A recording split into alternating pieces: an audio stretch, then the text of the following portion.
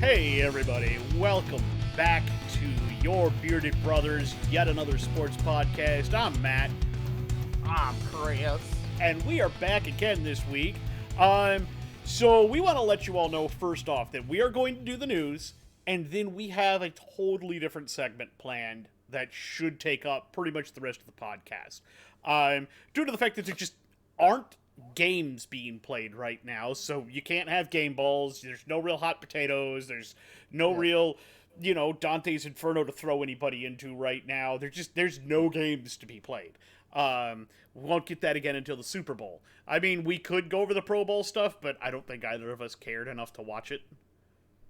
Flag football? Who gives a shit about flag football? I mean, apparently the players had a good time with it, so I'm not gonna... I'm sure not gonna they rip did, on it. And it sounds like they're, Jalen Ramsey does what Jalen Ramsey likes to do, which is hit people really hard, even when he's not supposed to in flag football. I heard about that, yes. No. But, no, apparently they had a good time, and it's the first year they've done it, so I assume they'll refine it, and it'll get better and more watchable as we go along. Apparently Peyton Manning got really pissy. Listen, I'm just gonna say I have no interest in flag football. I never will. I don't care if it's the NFL's playing it.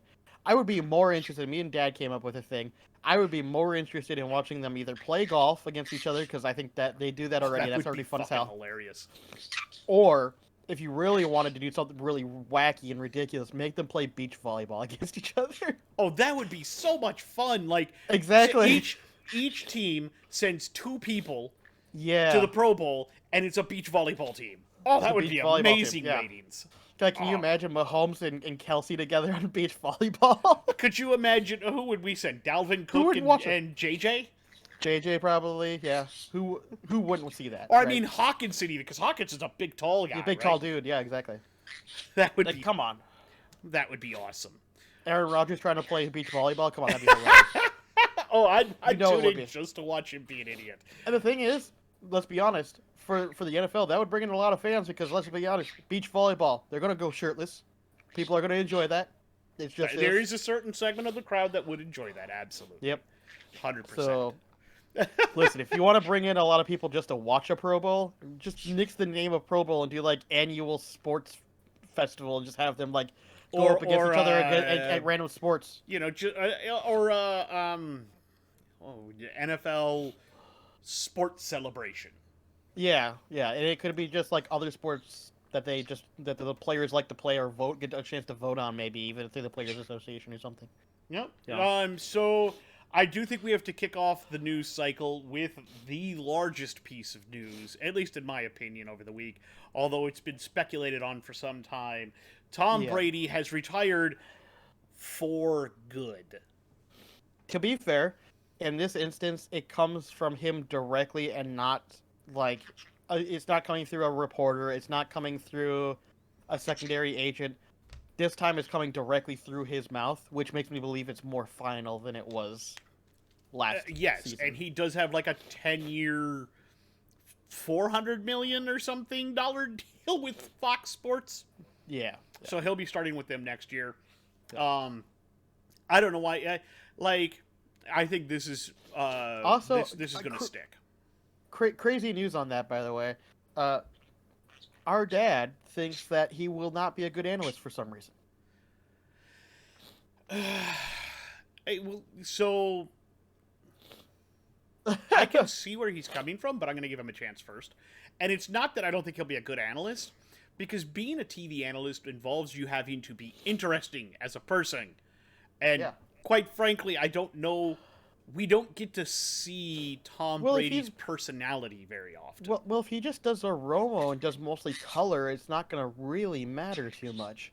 Like, if he's just providing insights on the game and being a little quirky once in a while, which we know he can do. We've seen him with Gronk before. Like, he can do that. We've also seen him with Peyton and Aaron Rodgers. And and there's a little bit of a dorky quirk to him, but if he... Yeah. The problem is him bringing that out all the time on camera. So either that's going to work great or it's not going to work at all. And I don't think there's a line in between.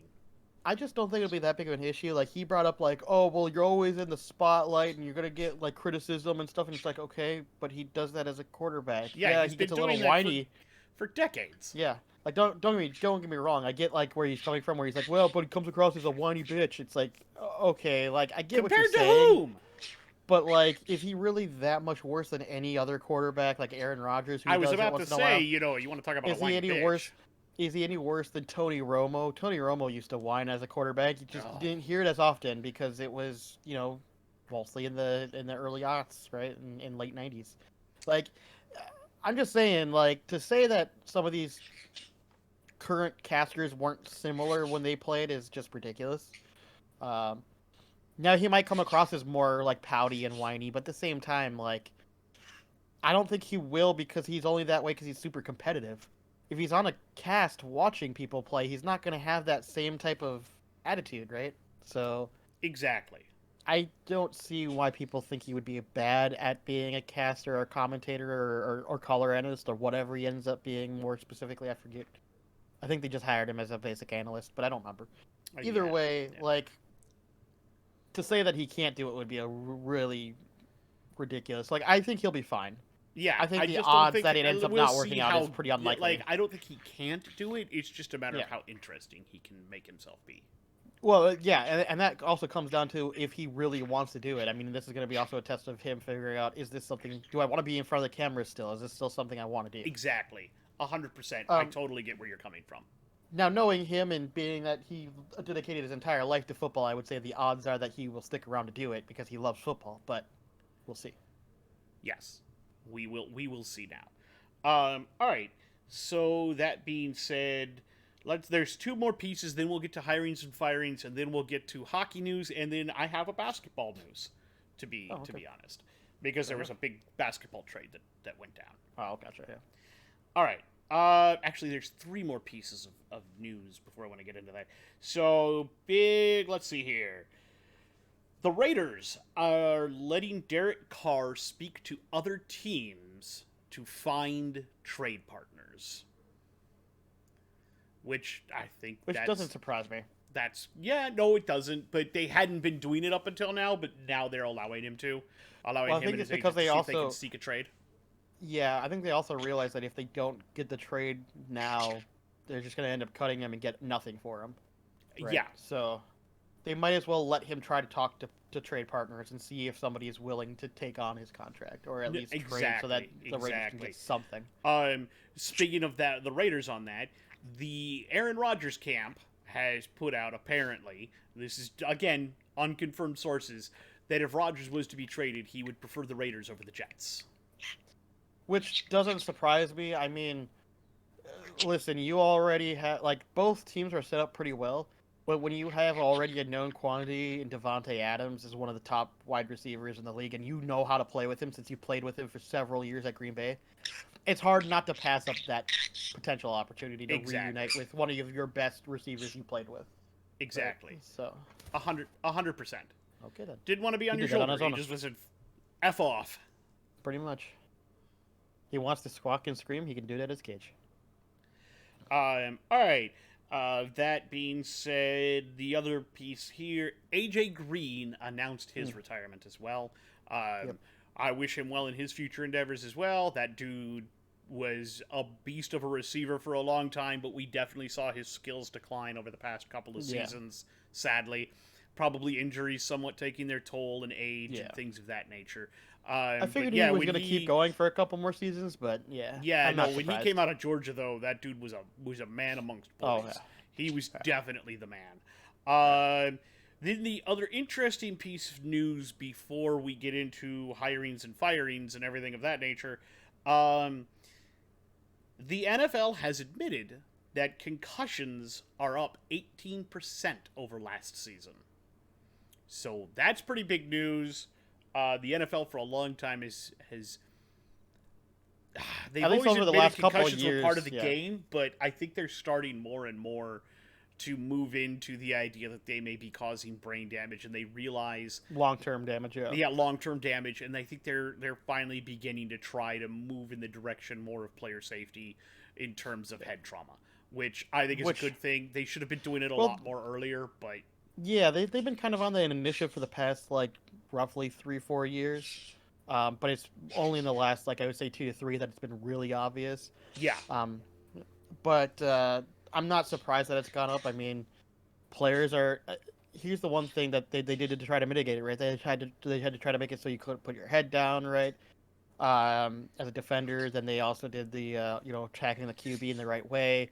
They try to go over all of that, and yet people are still getting concussions. I mean, I hate to be that guy, but it's football. That's just the nature of the sport, unfortunately. Like, unless you go to flag football, you're just gonna always have that potential of getting concussions. There is definitely ways to mitigate it, and I think they've done a fairly good job at it for the most part.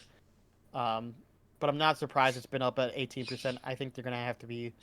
I mean, listen, when you get one player who gets 3 concussions in one season, you got a problem. Yeah, 100%. All right, so let's talk about hirings and possibly firings, because I don't think that there were any major firings, but there have been a lot of hirings. Yes, Um, but a lot more hirings over the past last week. we should start with the big one. Sean Payton has a job. Yeah, he is at the Denver Broncos. He is now the head coach of the Denver Broncos. The package was a 2023 first rounder and a 2024 second rounder for Sean Payton and a 2024 third round pick. Yeah. Um, So, I'll give my 2 cents, which is similar to what I said when we first heard the news, which is, excuse me, I think it's a little steep to pay for the Broncos. At the same time, the Broncos were running out of options, and they equally knew that Sean Payton was a very good head coach who had the best chance of fixing their quarterback issue. 100%. In fact, it's already come out that Russell Wilson's personal quarterback coach will not be in the Broncos facility. He's not going to let him in there. Yeah, exactly. That's not. He said, if it's something I don't understand, we're not going to do it.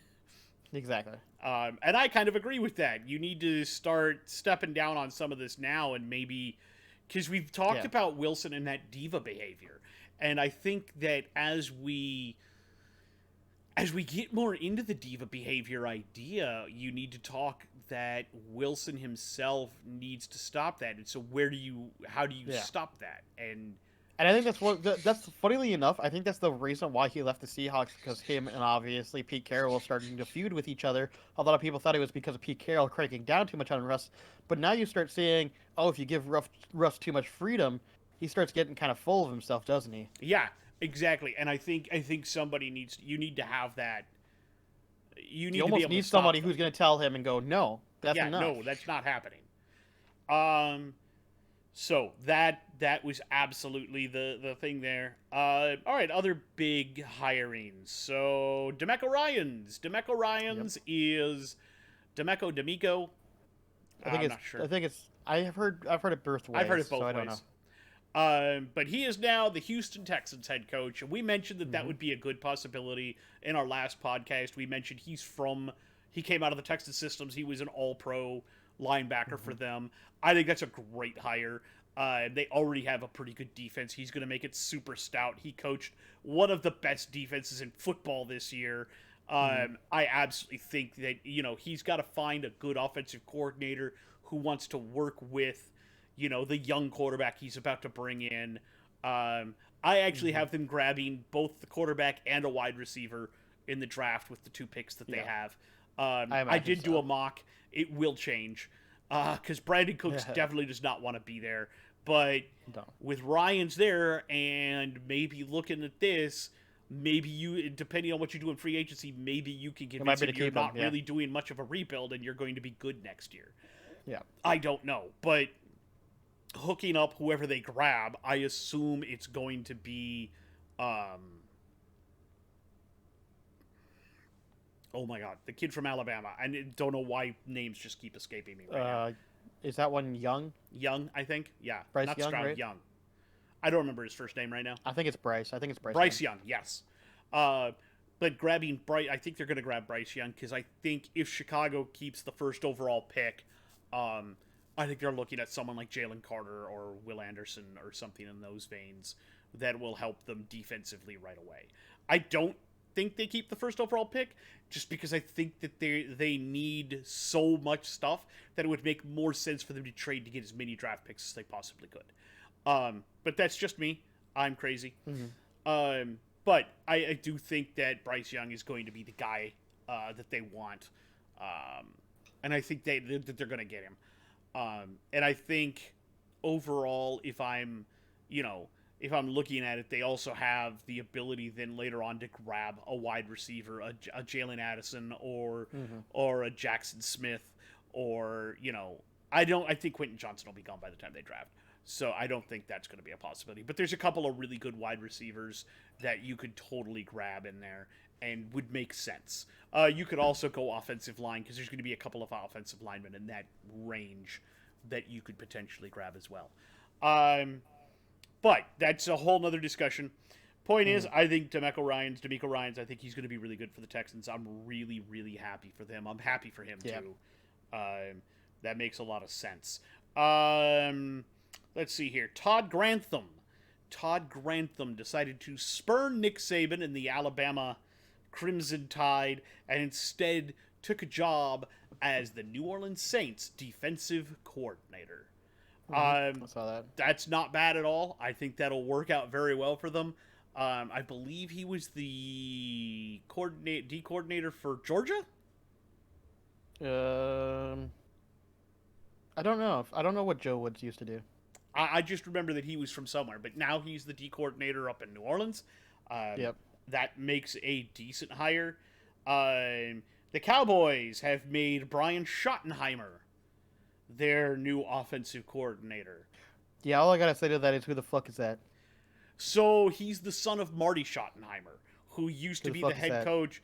So Marty Schottenheimer was the head coach of the San Diego Chargers back when they had Phillip Rivers and LDT and things of that nature. He was an offensive wizard. Oh, by the way, that name doesn't even show up in my hirings or firings list at all. Brian Schottenheimer?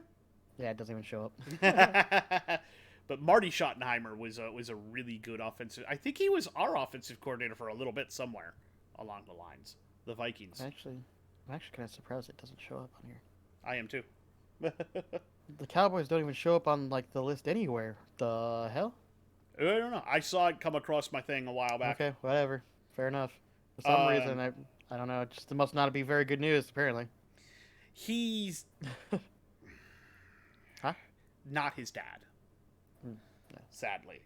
So if I look him up real quick just to make so you can know where he comes from. Yeah. That way we can discuss this better. Was he still internally at the Cowboys or something and they just moved him up? Brian Schottenheimer. He came from somewhere else. No, he was a coaching analyst. Yes, he was a coaching analyst last year with the Cowboys. He was the offensive coordinator for the Seahawks in 2018 to 2020. He was the Rams offensive coordinator from 2012 to 2014. He was the Jets offensive coordinator in 2006 to 2011. Here's the one where I kind of looked at it and went, yeah, really? He was the passing game coordinator for the Jaguars in 2021 under Urban Meyer. Yeah. I hate to tell you, man, you went down the drain fast. Yeah, pretty quickly. But they're giving him another chance, so I guess we'll see. We'll see. Like I said, I think his dad is Marty Schottenheimer, and he was, as a coach, let's see here, he coached for the San Diego Chargers from 2002 to 2006. He was the head coach of the Washington Redskins in 2001. He was the Cleveland Browns head coach from 84 to 88. Here you go. This is where he spent the most time. Kansas City, 1989 to 1998. It's a long time. Yeah, it is quite a while. Yeah, he spent a long time in Kansas City. I think he actually, I don't think he quit there. I don't think he got fired. I think he actually, retired and then came back. People that have come from under his tree. A guy named Lindy Infante. Oh, here's a couple you'll know. Bill Cowher, Tony Dungy, Herm Edwards, Mike McCarthy, Tony Sparano, Bruce Arians. These are all people that that have coached under him that came from his coaching tree. So that's quite a bit. Yeah, unfortunately, it seems like his son didn't exactly pick up on that magic, did he? No, sadly. But yeah, he did really well. His overall, yeah, Brian is not his dad, sadly. Yeah. So, but that's the one that's from there, and then we have, Ejiro Evero is the new Panthers defensive coordinator. He's he was the defensive coordinator in Denver last year, and for the past 3 or 4 years, he's had the top 5 defense. Yeah, he's been very good. He's very, very good. I think that a little upset that we didn't end up getting him. I'm not gonna lie. I am too, but he's been a very good defensive coordinator. I think he's going to do magic over in the for them. I think that'll be a fantastic thing for the Panthers. Did we go Brian Flores? Brian Flores hired as the Vikings defensive coordinator. I think again that's something we talked about potentially happening. Which means he spurns the Cardinals head coaching job and says, nope. Well, technically, I actually just looked at it. He hasn't technically signed with the Vikings yet, and there's still a second interview for him to go to the Cardinals for that head coaching job. Technically, not a done deal yet. Still, it's being reported. It's expected, yeah. It's expected that he's going to literally says Vikings are hiring Brian Flores as their next defensive coordinator. NFL Network insider Rappaport reported on February 6th. In other words, it hasn't been officially a done deal yet. I think the Vikings Facebook page, if I remember right, has already reported on it, though, so... Everything that I've seen has only stated that it is going to happen, not that it has happened. But, so it's highly expected, and there may be just a moratorium that he can't sign It might be a moratorium, or it might be also one of those things where, because he already agreed to that second interview, he's got to take that second interview. He's got to take that second interview, even though he doesn't... So he could still back out, but I doubt that's going to happen. Speaking of which, the last big hiring right now, the 49ers are expected to hire Steve Wilkes as their new defensive coordinator, who was the interim head coach in Carolina. Did we talk about Vic Fangio? We did last week, yes. We said Vic Fangio to the Dolphins. Okay. That was in our last week's podcast. Okay. That was the only one that I was looking through that I couldn't remember if we talked about yet or not. No, we absolutely did talk about that. Now, I do have... The Cardinals head coaching position is down to... There's almost Wilkes, Wilkes, Giants offensive coordinator Mike Kafka, and Bengals defensive coordinator Lou Anarumo. And technically Brian Flores. I said Brian Flores. Did you? Okay, I didn't hear I that said part. Brian Flores, the offensive coordinator for the Giants, Mike Kafka, and Bengals defensive coordinator Lou Anarumo. Yeah. And then the Colts, they're all over the place, and there's multiple reports because I've got. I don't think they know what they want to do. Within 3 days of each other, there's one group saying that Saturday is the guy that Irsay wants to hire, and then there's another group saying that Saturday is absolutely not going to retain that job. That all happened within about 3 or 4 days of each other, and so I have no idea what to make. I don't think they know what they're doing, because at this point they're running out of options. Very quickly, they are running out of options. Supposedly, the two big things that are coming up, both revolve around Eric Bieniemy in rumor talk. Yeah, I saw that, yeah. There is the rumor that Eric Bieniemy, the Ravens are trying to hire his offensive coordinator. Pinch him as their offensive coordinator, provided they keep Lamar. I think that would be interesting. But that Irsay would really like to hire Eric Bieniemy as the Colts head coach. Which is funny because they still haven't interviewed him. They haven't. They haven't even requested to interview him yet. Well, and here's the thing. They may not be able to, considering he's about to coach in the Super Bowl. No, they can still make requests because the Ravens have already put in a request to interview him as their offensive coordinator. Okay, then. Now, granted, the Chiefs can turn down the request and go, no, because we're still retaining him. They can say, no, you can't see him yet. But the fact is that they put in the request, and the request hasn't been accepted or denied yet, which also means that, okay, well then why the fuck has the Colts not requested it yet? Like, I get where they're thinking, maybe we won't get it, but you might as well put it in channels. If you want my opinion, it's because the Colts are a poorly run organization. Well, it seems like it's partly that, and it seems like they partly don't know what they want. I don't think they don't know what they're doing. Which is weird, because if you would have talked to me about this 2-3 years ago, I'd be like, no, they clearly have a set of plan.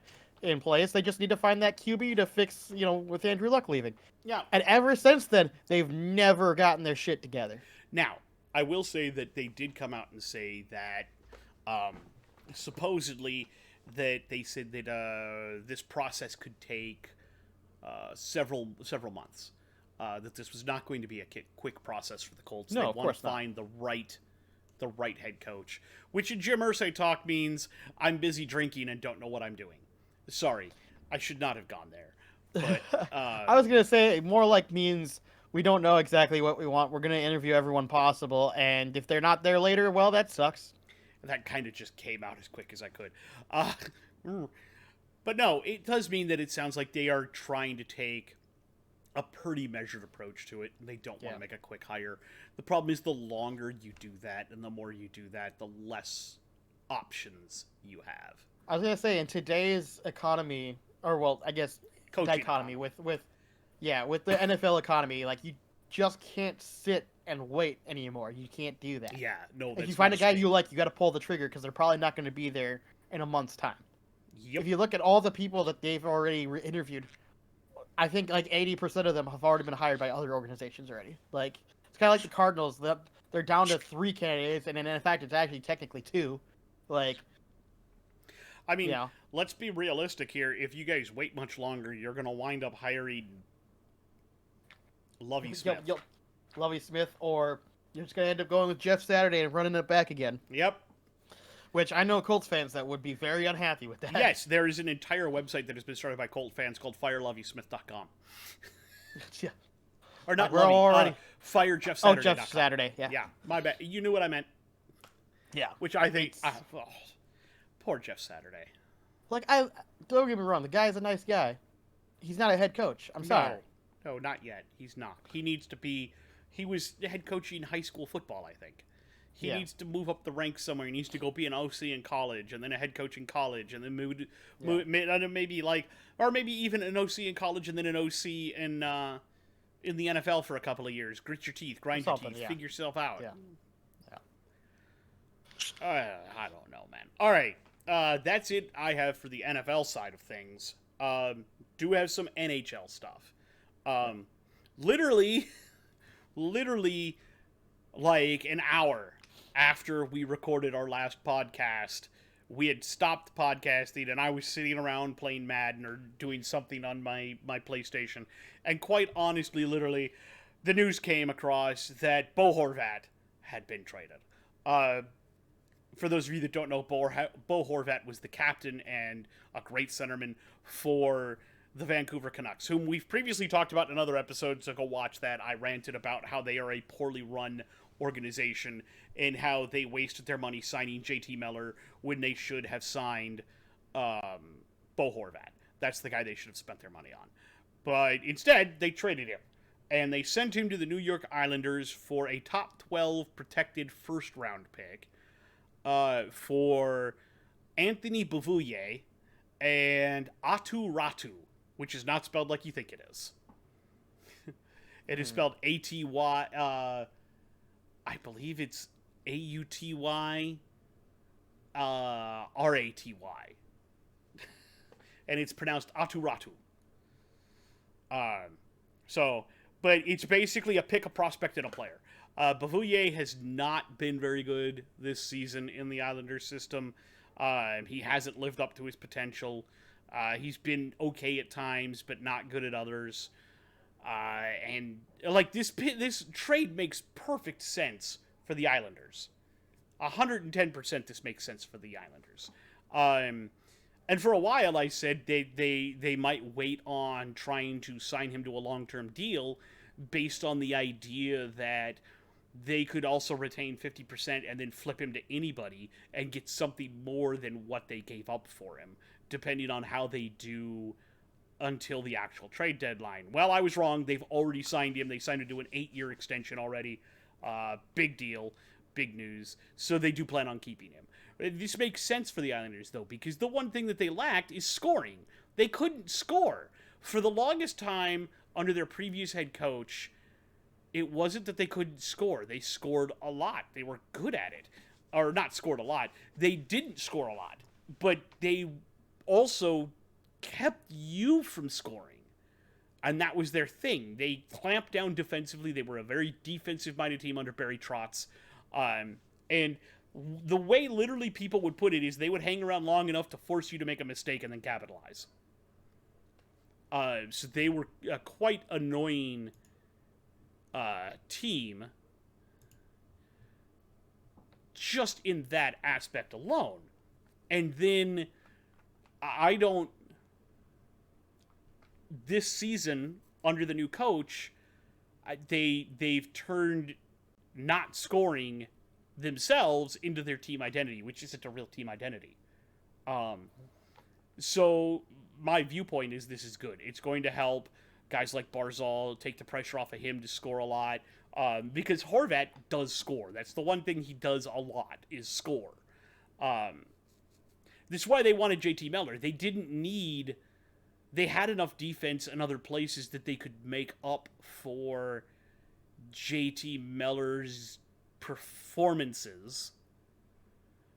And with that, they because they could make up for that, they actually just needed a guy who could put the puck in the net.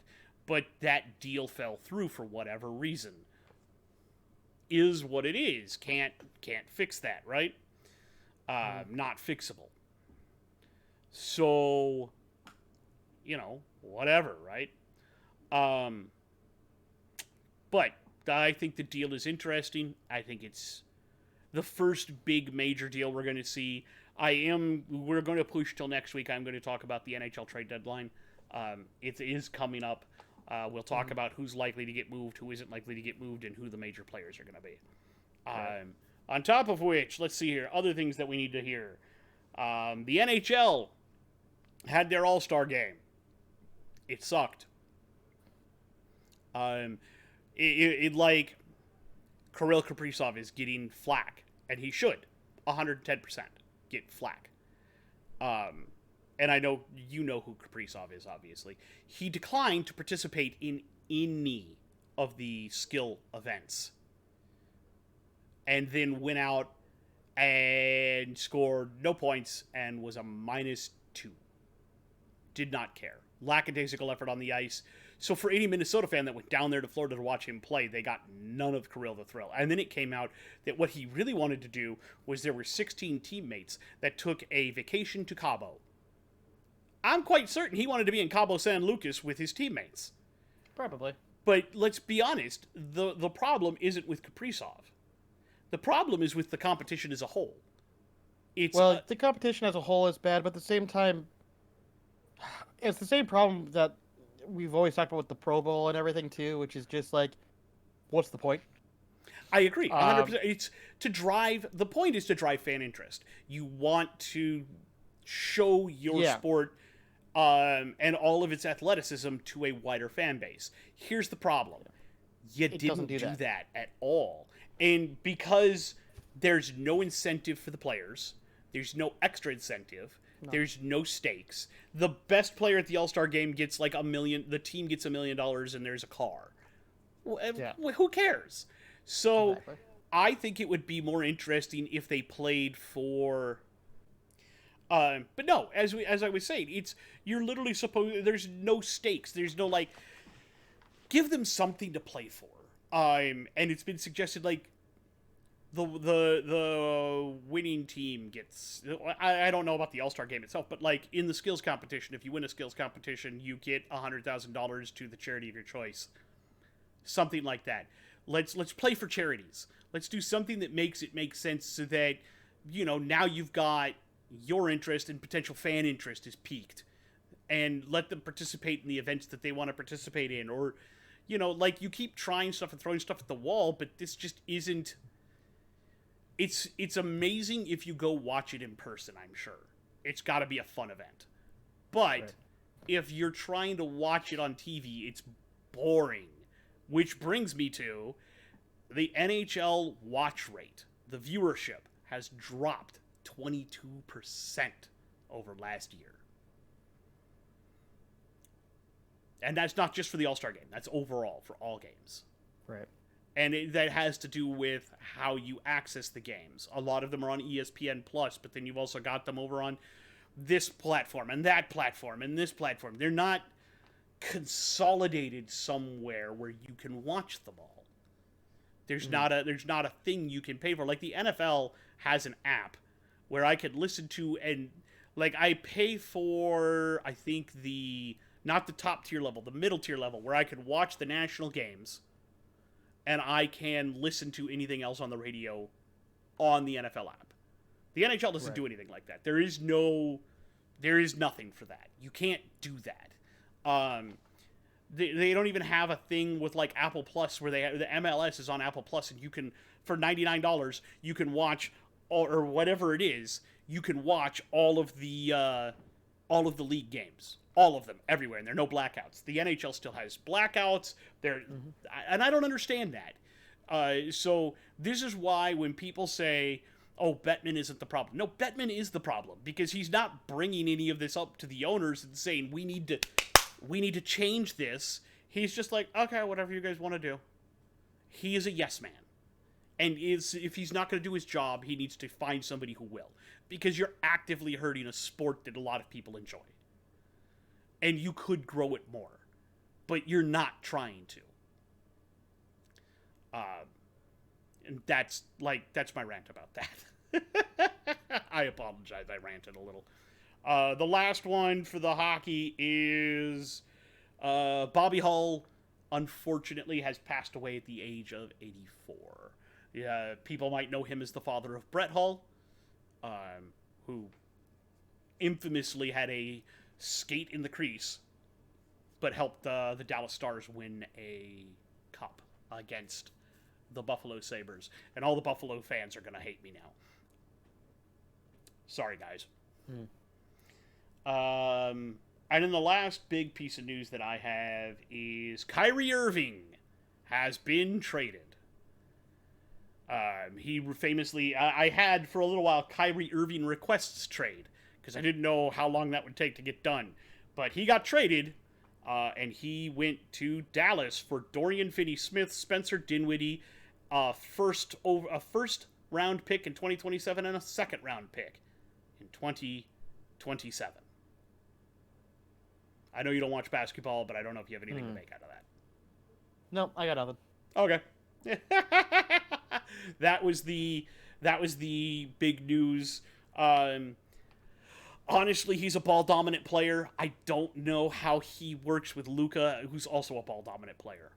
I don't know if he wants to turn into just a catch and shoot 3-point guy that Luka can feed the ball to. I don't know. I don't know if that works or not. I think the Nets did better out of that deal than the Mavericks did. Okay, you ready to move on? You got anything? Nothing, just reading something funny, sorry. No, you're fine. I got sidetracked. Somebody sent me something and I got sidetracked. No, I get that. I get sidetracked all the fucking time. No, I have nothing else to add to what we've already discussed. Alrighty. Do you want to move on then? We certainly can. I mean, there's not much else for news that I can think of. Yep. Or well, I was anything going to say, are we ready to do the countdown? I mean, we might as well. I don't see what else we got going on. All right. So let's explain this. For us, we're doing a 32. Start at 32 and work your way up. This is a full look back power ranking countdown of where we think teams are. Now, I based mine off of kind of where were you expected to be at the end of the season versus where you wound up rankings-wise at the end of the season. This is not taking into account your draft capital. This is not taking into account free agents you could have or people that are leaving your team. This is based on what did you do just last season. After the draft and free agency, we will do another one of these where we predict the 2023 season and kind of give you where we think teams are after that. I initially wanted to do one where I took into account the capital you currently have draft-wise, but Chris like, no, let's split it into two. Let's do a look back and then a look forward. And I was like, okay. Initially, he was like, I don't even know if I want to do that. That would have to be like its own episode. And then he was like, no, let's do two. Yeah, of course. Of course. Okay, sure. Let's do 2. And we could do that every year. I Except for next year when we do a look back, we can also look back at what we had for our look forward then, so that we can compare and contrast against each other too. So that'll be more interesting. Oh yeah, next year. dude! And at the end of next year, I want to look at where we ranked things at the beginning and go, "Oh wow, we were stupid." Man, we were really fucking wrong on that, weren't we? Or wow, we got that's pretty spot on. That'll be fun. Right, yeah. We got our top 10, but everything else sucked ass. Okay, so I'll let you start. What is your 32nd team? So I also want to clarify, as far as my list goes, it's a combination of where I expected you to be at. So if you were if I expected you to be middling and you end up playing really poorly and having a dreadful season, you got dropped pretty significantly. It's also based upon how well you did last year too. So it's a combination of your record last year to what I expected you to going into the season. Yeah. So with that being said, my 32nd team, you could label it as pretty disrespectful, but at the same time, I think the organization disrespected their players as well as their own fans, and it's going to be the Indianapolis Colts at 32. You guys had hype going into the season, some hype anyways, going, well, you still got that star running back, and you still got some good pieces. Oh, you got Matt Ryan. That's a little questionable, but I mean, he's still got a little bit left in the tank, right? Holy shit! Then you fired your coach, who was a pretty good coach, who went to the Panthers. Then you had this weird thing with Jeff Saturday, and dude, nothing you did last season worked. Not a single goddamn thing. All of it was just a train wreck upon train wreck upon train wreck. And frankly, you might not have had the worst season in the league, but man, you had so many bad things go your way. I mean, come on, you also racked up the worst comeback ever against the Vikings. Like, that's in history books forever now from your team. Like, you add all that up, and it's hard not to be like, this is the most disappointing team this season. Or pretty close to, if it's not. All right. You good? Yep, I said my piece. So my 32nd team is not the Indianapolis Colts. Okay. But they are really low. My 32nd team is a different team who had a lot of hype coming into the season. Went out and, again, like the Colts, got a new quarterback, paid a lot for him, then maybe overpaid him a little bit, but had all the hype coming in as potentially winning their division or being in the top of their division or trying to help be in the scramble for that division. And that would be the Denver Broncos. They went out and they got Russ. They went out and they kept the receivers core together. They had a good defense that was still together. You brought in the new hot shot offensive head coach you thought you were getting. You kind of hoped you would get Rodgers. You didn't. You wound up with Russ. And you had all the hype in the world. Let Russ cook. Let him do this. Let's see what he's got. Oh, boy. This season literally has to be considered a failure on every conceivable level. Now, this is the reason why I disagree. The only thing that was good on the entire Denver's team was that defense. Denver's defense was actually really good. It didn't translate into a load of wins. No, either. it didn't. But you said everything conceivably went wrong, and I would disagree that the defense was still the best part and still did their damnedest to keep them in games. Even with trading off Bradley Chubb, I think the defense still went well. But that doesn't matter. The rest of everything just fell apart at the seams, and you guys had such hopes of maybe being able to even contend and dethrone Kansas City. That obviously did not come anywhere close to happening. So, again, this has to be considered a failure. You guys have to do better next season. I mean, you have Sean Payton now. There's conceivably no way that you should do worse. Yeah, for real, yeah. So, you are 32nd this year. In my looking forward rankings, you're probably going to jump quite a bit. But right now, I think you're the worst team. I think at least as a look back, yeah. At a look back, you guys were dismal. Yeah. Now, do you have more to say? Are you good on yours? No, I'm good. You can go to 31. Okay. So as far as 31, I have Denver at 31 rather than 32, and it's solely on my defense of that defense. Their defense was so good, and it's the only thing that kept them from being 32. It was just their defense played lights out and kept them in games where they shouldn't have even been close. And it's the only reason they had even a couple wins. It was their defense played really well. Um, and the only reason the Colts are below that is just because everything went wrong for the Colts. Their defense was abysmal at times. I mean, again, giving up how many 32 points in 1.5 or whatever it was. Um, their offense just was never working except for like a couple games here and there. Nothing. The coaching wasn't good. Nothing was good. Nothing. It was redeemable in my fact. As far as with the Denver, I say the reason why I put him at 31 is because I think that defense is redeemable, and that's the only redeemable quality. You're gonna laugh. My Huh? 31 is in the Indianapolis Colts. God damn it. we have a history of this though, where we just flip flop teams. So it makes perfect sense to me. To me, it's because there were some injuries in the Colts. You had Jonathan Taylor. He wasn't playing. He was gone for half the season almost. Yeah. Yeah, but he wasn't playing great beforehand. But still, you could have had hope that he would turn it around. You didn't have him. He was gone for over half the season, or right around half the season. You had a bunch of other issues that happened on that team. The firing of the head coach didn't help. I think he was arguing with Irsay and probably the general manager at that point.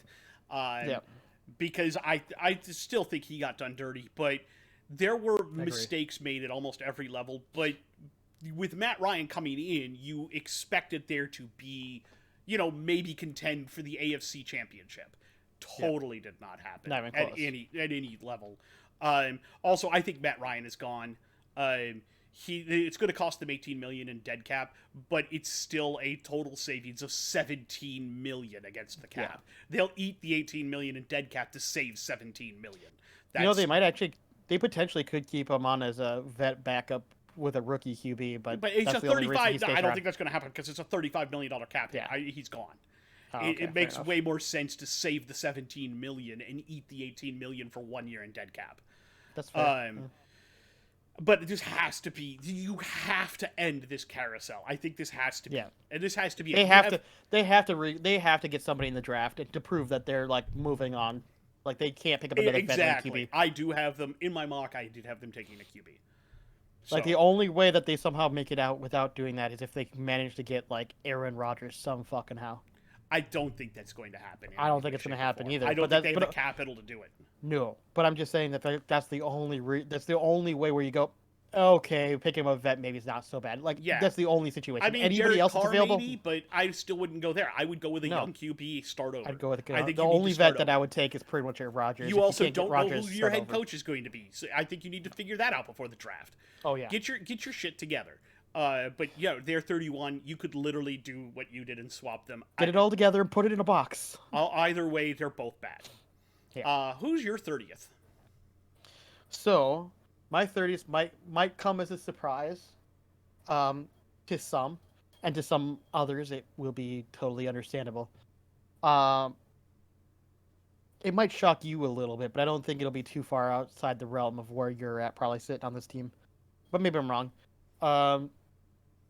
This is a team that had chances to make playoffs, and should have probably done even better last year than they did this year. So they should have. So they came off of a pretty hot season, where they, didn't quite make playoffs, but almost did, and then, or did they actually make playoffs? I don't think they made playoffs last season. I've had to double check that. Raiders? No, it's not the Raiders. And they should have played even better this season, and somehow played worse, and then ended up losing their coach at the same time. So this is the Arizona Cardinals, sitting at 30. Okay. They should have been way better than they were. Now you're coming with that contract dispute with Kyler Murray, which is now looking like maybe they had a point, because he played like shit last season after giving him the guaranteed millions that he asked for. They lose their coach. They almost went to playoffs last season. I don't think they made it, but I think they almost did last season. And they didn't make. They weren't even close this season. Like they were, compared to what you expected from them, they didn't even get close. And then they lose out on their coach, who gets fired. They lose out on wasn't AJ Green on that team when he retired? Yep. He's gone. You also have retiring JJ Watt. He's gone. Yep. Like, you guys got so many more issues than you had prior to the season, and you were expected to make playoffs easy this season because of how good your team looked on paper. You sorely failed to live up to expectations. No, I totally get where you're going. I have them a little higher because you didn't have, and this is where I disagree with you a little bit. You're not too far outside of where I am on them. Couple of picks, but you didn't have D Hop for like half the season, and then not long after you got him back, you lost Kyler for the entire season, and you may not have him back for the beginning of next season. And I just don't think that would have made enough of a difference. That's all I'm saying. And I don't know if it would ever not, but you lost your coach too, and no, I have them fairly low. The injuries to me, I mitigated because of that. Yeah, like I said, it came up to expectations upon what you expected and what Kyler Murray is getting paid, and you go, man, you did not live up to that contract, and the rest of the team certainly didn't either. Yeah, no, I get that. All right, are you done? Yep, that's my 30th. All right, my 30th is going to make a lot of sense to you. You're probably a little higher on them than I am, but I cannot justify with how they played putting them any higher than this. Okay. It's just not feasible for me, and that's the Houston Texans. I think you froze. The Houston Texans. You froze. The Houston Texans. Yeah, okay. Look, 3 wins, that has got to be considered a success for the season with the way this roster was constructed.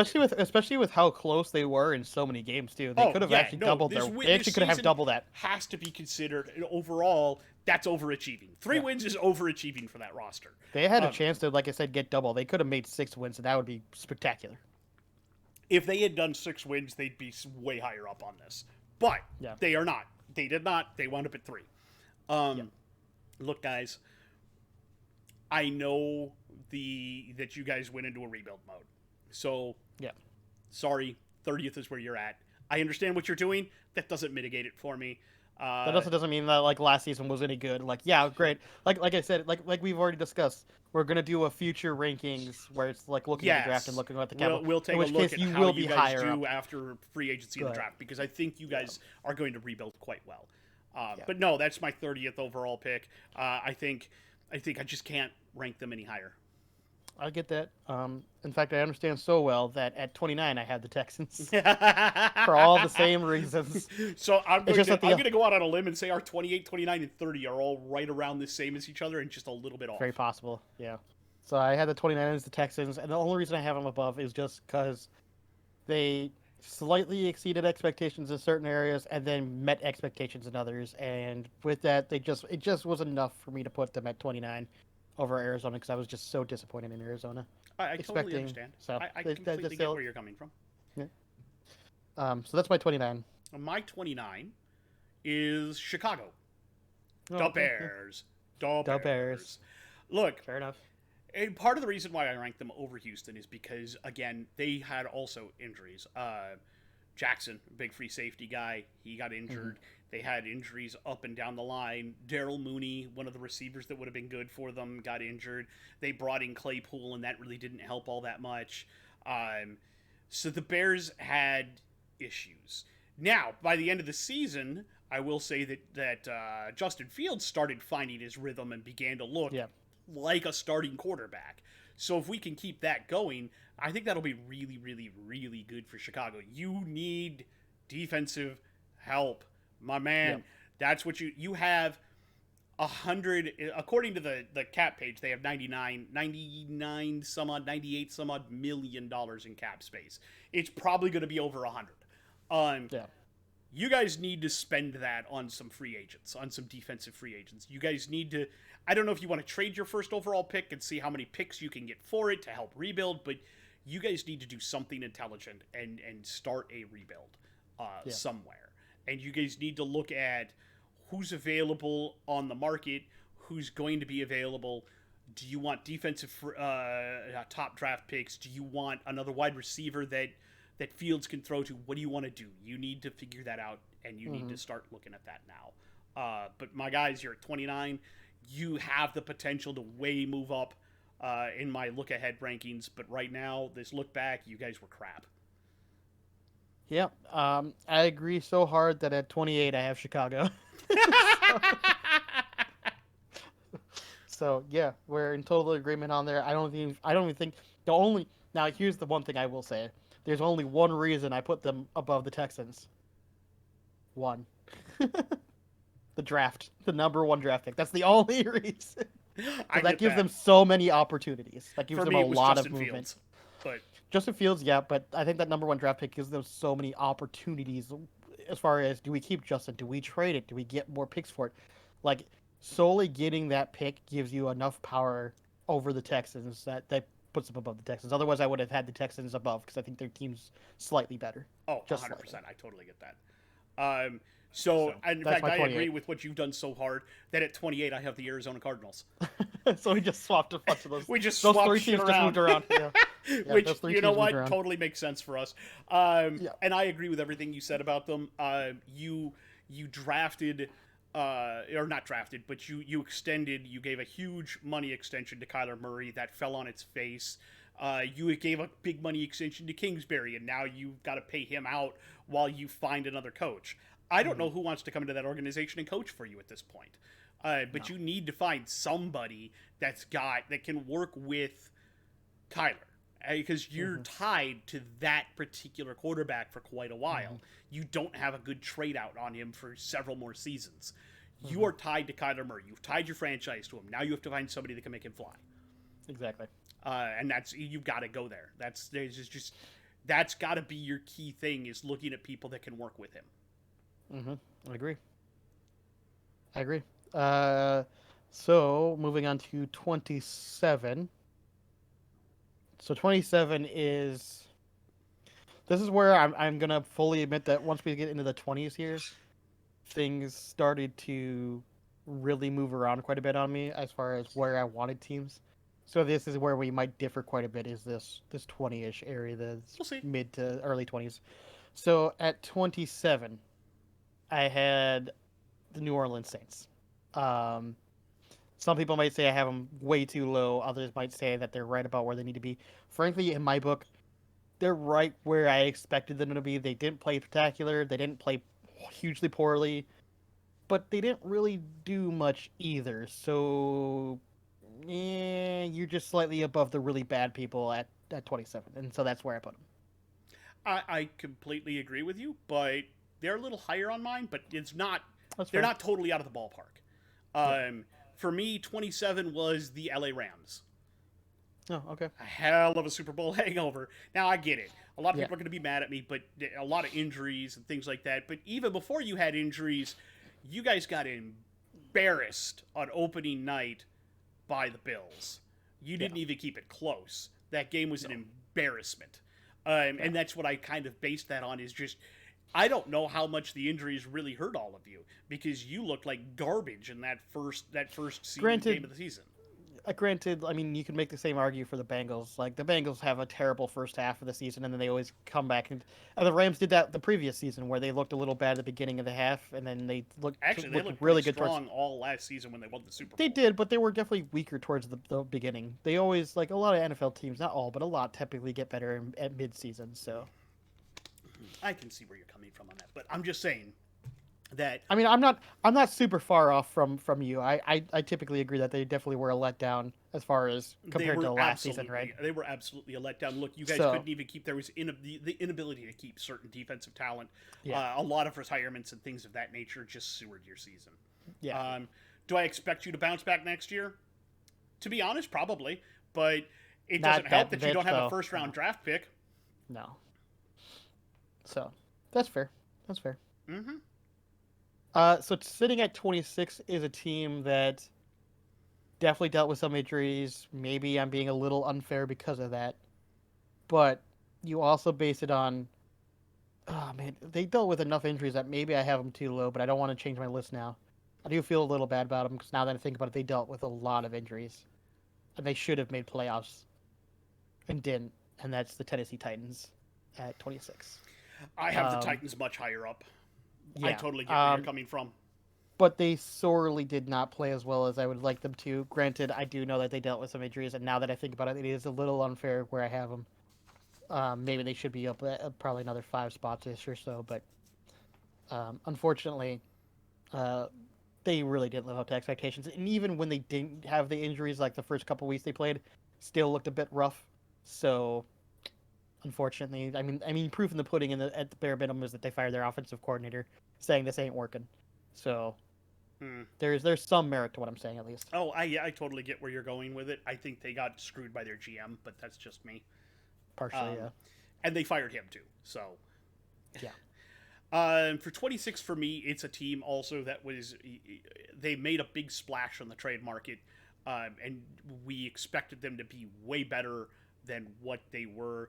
They had a great run coming out of last season. I don't think they made the playoffs, but they had a great run to close out the season. And if they could have kept that going, especially with the addition they had, everybody expected that they were going to be better, and then they just weren't. And that would be the Las Vegas Raiders. Wow, really? You have them that far down? Yes, because they were expected to contend for a division title. I didn't ever have that expectation based upon the rest of the teams. There were enough people, though, enough pundits and myself even, that kind of bought into that with Devontae Adams now as the guy to take over after you lost Ruggs because, he wanted to be stupid. He was going to be, Adams was going to be the guy to take the top off, and you were going to let Carr to Adams because they played together in college, and, best friends, and it was going to be the great connection, and then it just didn't work. I mean, some of that it's also hard to say too because you brought in a new head coach too. So we don't know how much that's the offense is scheming too about. Yeah, but now you're getting rid of Carr, so we'll see how all of that goes. You did bring in a new head coach, but the point is, they had a great end of last season, and if you could have kept that momentum going, suddenly you have a good beginning to this season, and maybe you make the playoffs. But instead, they just flopped. Yeah, I have them higher up just because of that. Because they started clicking towards the end, I figured that they had some rough period and they were able to get it going. So I figured that team had a higher. I guess the ceiling I have is higher on them than you did, but that's just me. That's fine. And it's just like I have the Titans much higher up. Yeah. All right. So who do you have at 25? So at 25, I have a team that is sort of expected. They kind of slightly exceeded expectations, but only very slightly, and they still dealt with plenty of issues.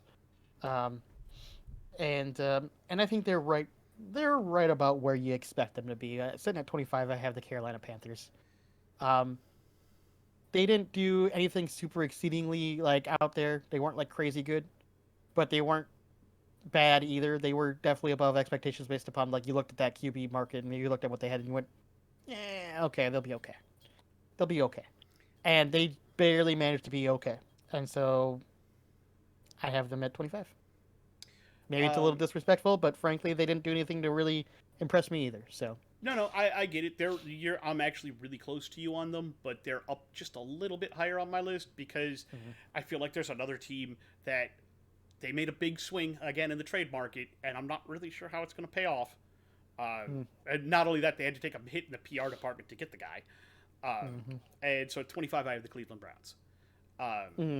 Okay.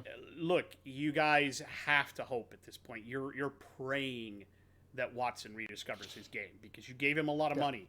And you're also praying that a whole bunch of other stuff doesn't suddenly come out of the woodwork about him that makes him ineligible to play football. So here's what I'll say on that is I have them just a little bit higher up. Not like a crazy amount, but they are definitely higher up. And the only reason I have that is simply due to the fact that I knew coming into this season it was going to be a wash season. My expectations were low to start Mine with, were and they well, kind of met what my expectations were, and so that's why. So I slotted them right where I thought my expectations were going into the season. This is about where I expected them to actually be for the season. To be completely honest with you. I have them slightly higher based upon that, but not by. It's like I said, it's not a crazy amount. For me, it's based on I expected them to do better when Watson came back, and then I didn't. See, I didn't expect it at all. It at all. I expected it to be almost look worse, and it kind of did.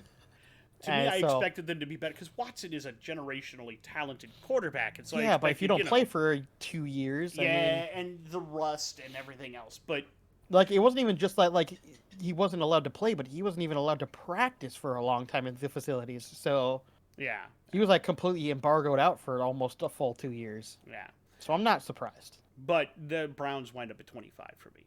Who you got at 24? So at 24, I have the Rams. I did bring them up a little higher because of the fact that they, compared to you, only because they did deal with some injuries. I still have plenty of faith in Matthew Stafford as QB, and when they did play well, it looked good. But when they didn't play well, it looked really bad. It's still definitely they're still definitely dealing with a hangover, which is why they are down in my 20s. Um, but I thought that with how they looked and everything, and the chances that they had towards the end of the season when they played a little better, it just bumped them up a couple more spots from where you had them. But Yeah, that's I get all that. what you said is fair. You really want to get a chuckle? What you got at 24? The New Orleans Saints. No, all right, fair enough. So I took your 27th team and I have them at 24th. You took Yep, my yep. 24. You took my 27th team and put them at 24 for you. So I just Yeah. find this symmetry funny because we Yeah. think so much alike sometimes. But Yep. to me, look again, you hit on a lot of it. They failed to impress you guys. They had some good wins. I think they swept Tampa this year. Which No, Tampa, they got swept. They got swept. did they get swept by Tampa or did they They sweep? they did. Yeah, Tampa reverse swept them this time. So Okay. they swept them completely. But the point is that the roster is literally starting to fall apart around the seams. Yeah, it is. Yeah, And at this point, I wonder if it wouldn't just make more sense to empty It's out and rebuild. rebuild. yeah. Just Empty just it out, just rebuild. get rid of everything that has any value, except maybe like Which- Chris which- Olave. Which, to be fair, they don't have a lot left. Of Well, that even. Michael Thomas and Alvin Kamara, and just Yeah, trade both of them away. Find Lattimore, right? Lattimore. But that's all. But that's pretty much all you have left. That's like big trade Yeah, items. trade away all the stuff. You're probably going to lose Andres Pete, but the point is trade away as much as you can and just go for the rebuild. Do what Houston did and just field a garbage team next year. You're going to have Olave for a couple of years, and you may have to trade him away too. But that's just how this is going to work out, guys. Yeah, it is. But yeah, no, I have them at 24. That's fair. So sitting at 23 is another team that sorely disappointed based upon the last 2 years, in fact. And frankly, expected a lot more from this team coming in, and maybe I have them sitting too low because they did manage to squeak into playoffs, but man, they looked like shit in playoffs. 23 is Tampa fucking Bay. Listen, when you have the GOAT on your team, and that's what you put up, I hate to tell you, it's hard not to go, holy shit, this is bad. Tampa's up a little higher for me just because they did squeak into the playoffs. But no, That's what I figured, yeah. I totally get it. Instead, my 23 is a different NFC South team. Oh, okay. So at 23, I have the Atlanta Falcons. That's right about where I figured they were going to be. Okay. I mean, I'm not too far off from you on that. Yeah, no, and I don't think that's too low for them. I expected them to kind of be bad this season, and then they were bad. And then they were bad, but then they had like glimpses towards the end that looked good, at least with their new QB. But so you also, what's the name of the tight end that they got from Florida? You know exactly who I'm talking about. Can't remember his name, but I'm sorry, I'm bad with names. Yeah, I'm terrible with names too. But he was injured for that's your big receiver, right? And he was injured for a huge chunk of the season. You did find out that Drake London is a really good receiver that you picked up in the draft, so kudos on that. Yeah. I don't think you got a definitive answer on Desmond Ridder. No, but he looked better towards the end of the season. He so did it's start definitely to look a little bit better, good. so maybe you got a guy next season and you see what you got. Yeah. I don't know. You definitely got a potential. I don't know if he'll be a star QB or nothing, but he might be a serviceable average, maybe slightly above average. I think you need to look at the defensive side of the ball, though. I think there are some issues there. You need to start generating some pressure because you didn't really get after QBs all that much. You weren't expected to do much. You're right in the middle of a rebuild. You got 7 wins. 7 wins has to kind of be considered a success for how little people thought of you coming into the season. Yep. So 23 it is. That's fair. So I know my next pick is going to be slightly ironic in some ways, depending on how you look at it. My number 2 is the Patriots, or 22 is the Patriots. Yeah, 22. You're not too far off from me on that. And the only reason I say I know that's slightly ironic is because, the idea of like, Tom Brady left the Patriots to go to Tampa Bay and ultimately is ranked now worse than the Patriots. Granted, in the previous 2 years, they would have been vastly ranked higher than the Patriots, but this season just was terrible. And the Patriots team wasn't exactly stellar either. They only slightly beat out the Tampa. Like, they still didn't look good either. Mac Jones looked horrendous this season. He definitely looked like he regressed. Um, they got issues all over. I just, I honestly don't know what they're gonna do. Because Uh, can you imagine having to try to admit that they had to go to a rebuild with Bill Belichick? Like, it's not gonna happen. So I don't know what they're gonna do. I 100% agree where you're going with that. Um, for me, number 22 is Carolina. Okay. I put them in at 22, and it's because they were right. They were in the mix of it right until the very last week of the Yeah. season, which that to me again with not a great quarterback, and then you traded off McCaffrey partway through the season. You fired your head coach, and then Steve Wilkes took over, and you suddenly started doing better. Honestly, I think that in the end, that has to be considered a success for you. And that's why I I can have them up understand at that. 22. They impressed me a little bit more than apparently they did you, especially with the end of the season. Must have, yeah. That's fair. So at 21, this is a team that I've been pretty high on going into future, but I still had to rank them lower just because, um, while I think their future looks very bright, I had to be fair as I could possibly be. Um, the Washington Commanders at 21. I think they have a team that is built to be successful the next year or two. Um, Probably more like 2 to 3.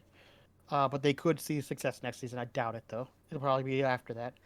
But they're a team that I think has good potential. But last season definitely was a rough on them. They had some good games. They had a lot of bad games.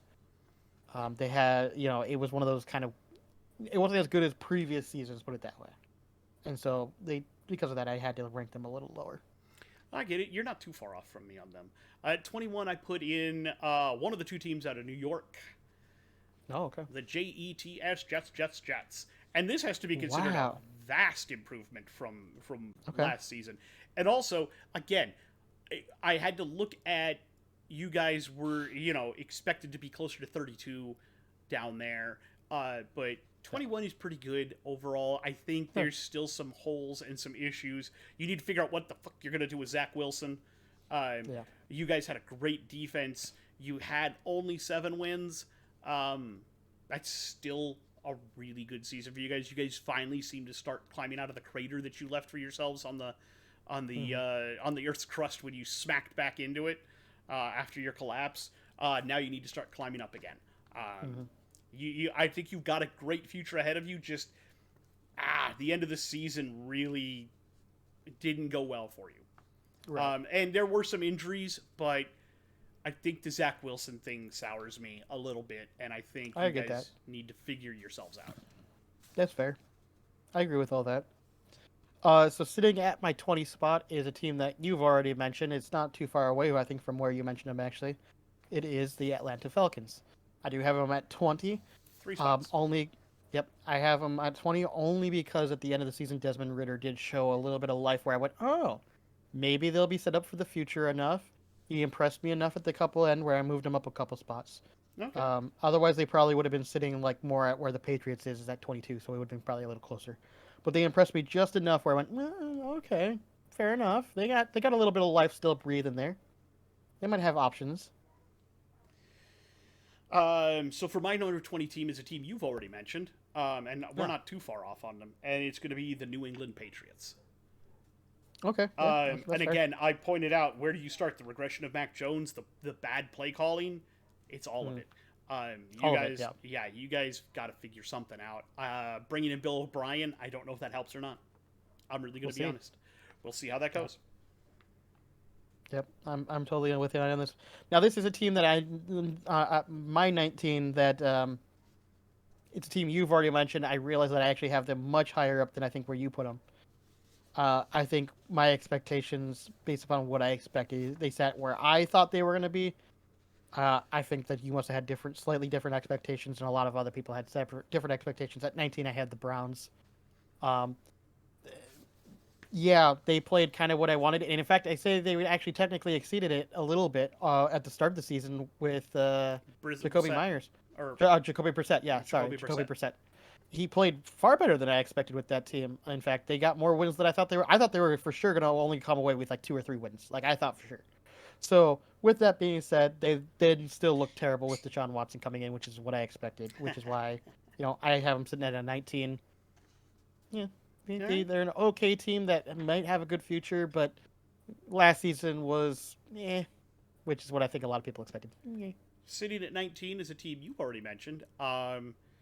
And for me, it's the Tampa Bay Buccaneers. Okay, You about squeaked four into the spots up. playoffs. Literally, I have written, Tom couldn't carry you this season and you fell apart. What's now? Oh yeah, What's exactly. next? He's gone. Yeah. So you're at 19. I actually expect that you're going to drop in the look forward Yeah. rankings. I expect that Very possible. you're gonna fall. You're gonna In my fall. in mine, they might be just right around the same spot. To be honest, they very well Yeah, could be like they very exactly the well same could spot. be, but it's a team you've already mentioned. And again, you guys, you looked dismal this year. Tom looked disinterested. Uh, Yeah. he definitely retiring was the right move for him. I figured he would play another year or two, maybe go to the Raiders and show everybody that he wasn't washed. But nah, I think retiring was the right move for him this year. Yeah, I agree. All right, so going to 18. This is where things I think will get interesting because either we're going to be really different or really the same.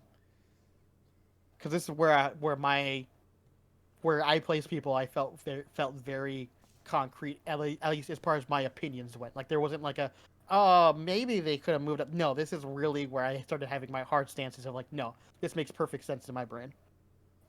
So at 18, I have a team that you've already mentioned, and I think you put them just a little too low, but that's just a personal preference. And it's going to be the Jets. I think the Jets, especially at the start of the season, looked really good. Um, and on top of that, I think the reason why they looked worse towards the end is because they lost their running back early on in this season, who looked amazing at the start of the season when he was playing, and then got injured, and then he was gone the rest of the season.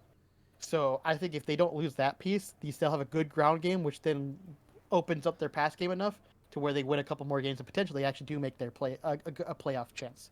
I Which is totally why get I where you're have them coming at the from. Jets. I Yeah, totally that's the get where only you're reason I coming have them from. at 18. Yeah.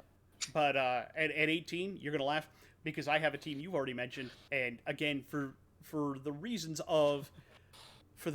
of injuries, they're here Okay. because I think they could have been better. It's the Tennessee Titans.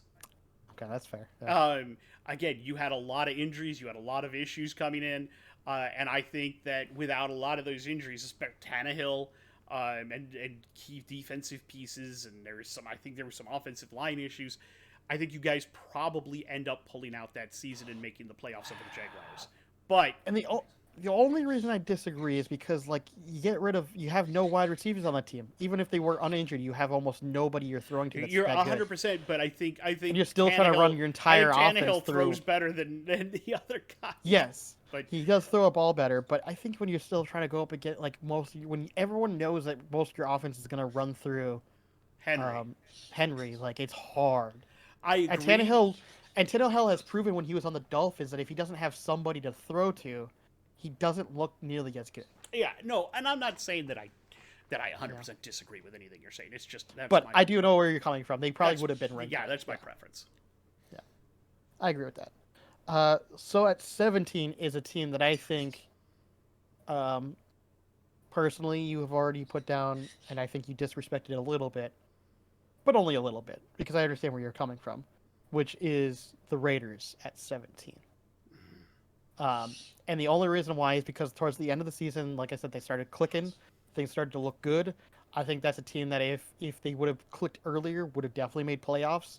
Things obviously didn't click early on, and so it did. It was definitely rough at the beginning, but towards the back half of the season, man, they looked like they had a chance to make playoffs. So I think yeah, you're overvaluing them, but that's just me. yeah, And I think you fair enough. disrespected my number 17 team, the Hmm. Washington Commanders. Uh, I put them at 20. It's only a three. It's only three I or know. 22 I'm or just something like that. Like I'm yeah, fucking with you. 21. Sorry.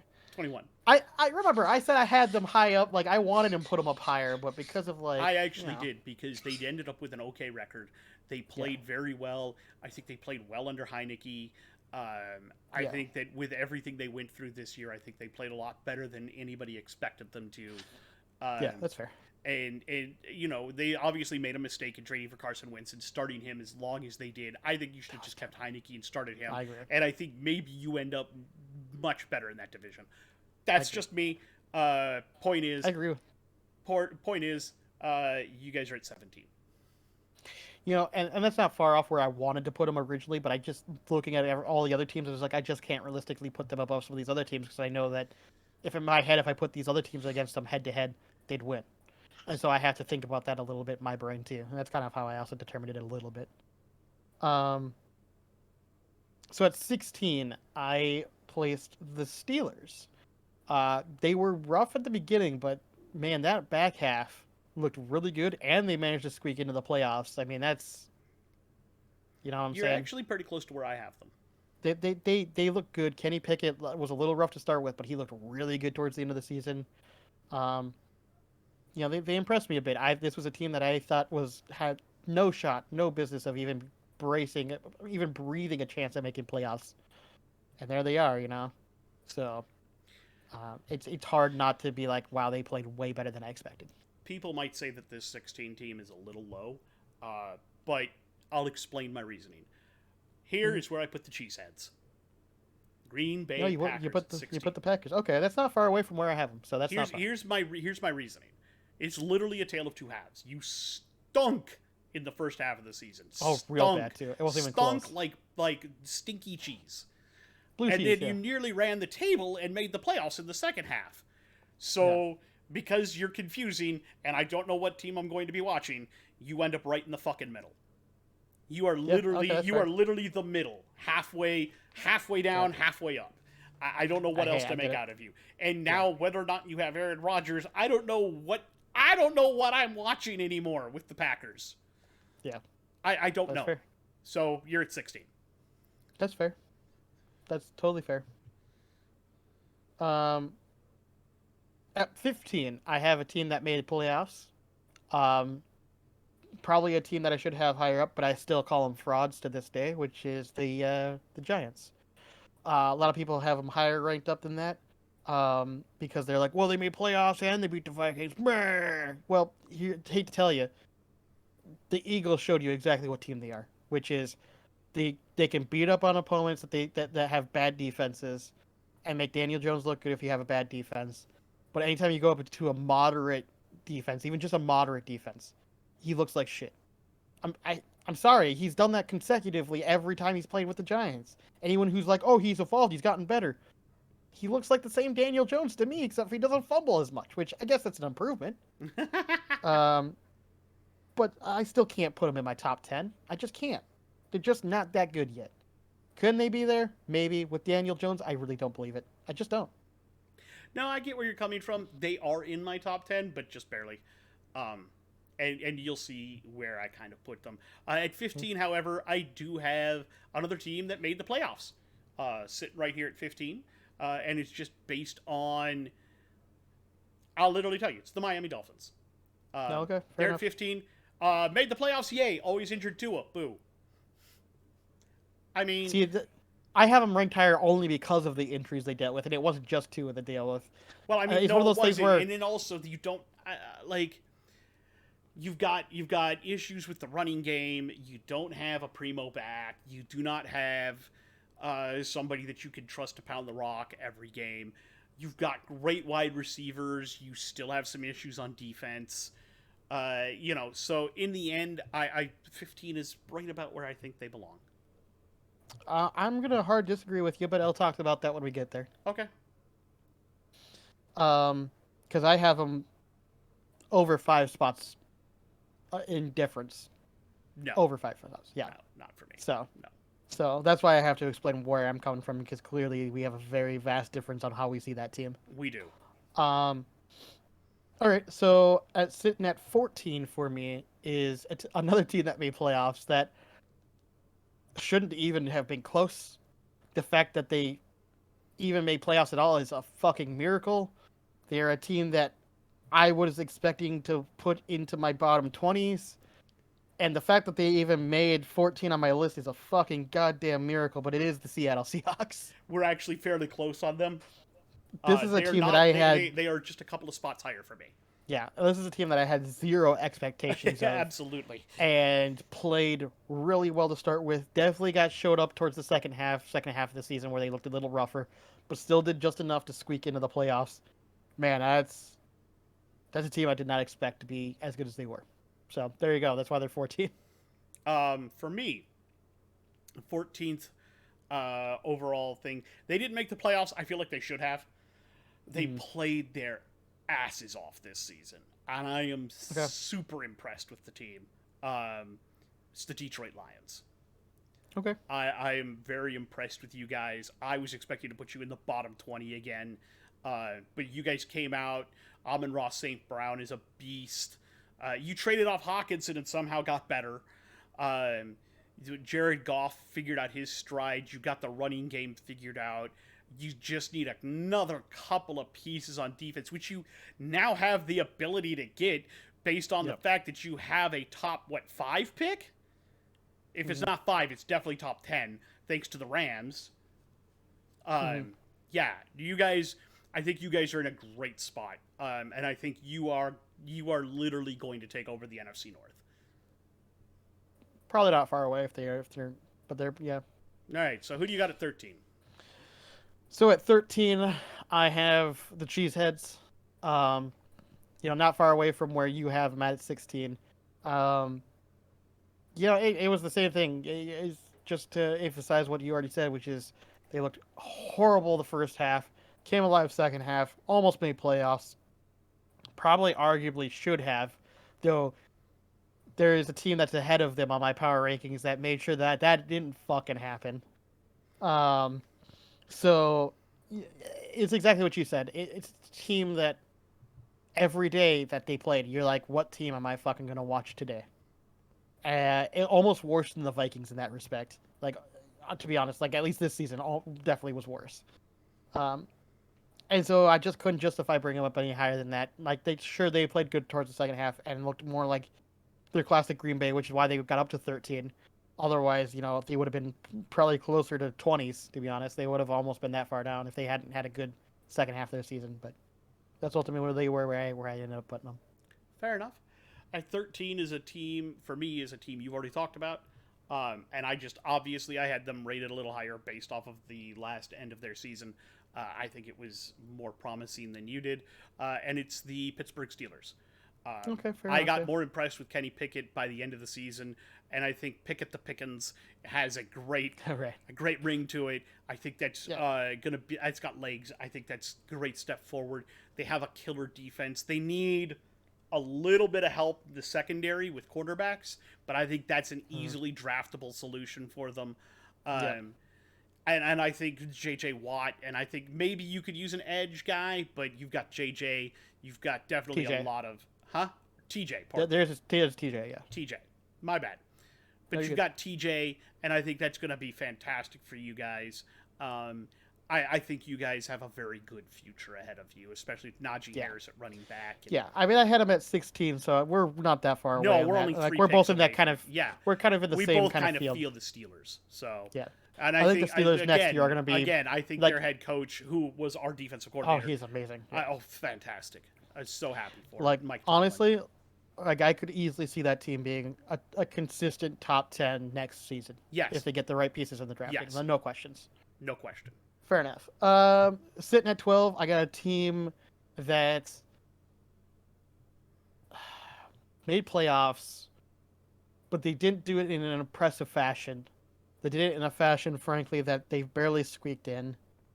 Um, it's a team that I think should have been better, which is why I have them lower ranked. They're a team that I was expecting to have in my top 10 consistently, didn't have in my top 10 consistently. I just feels like something is missing from the Lightning. The Chargers are my 12.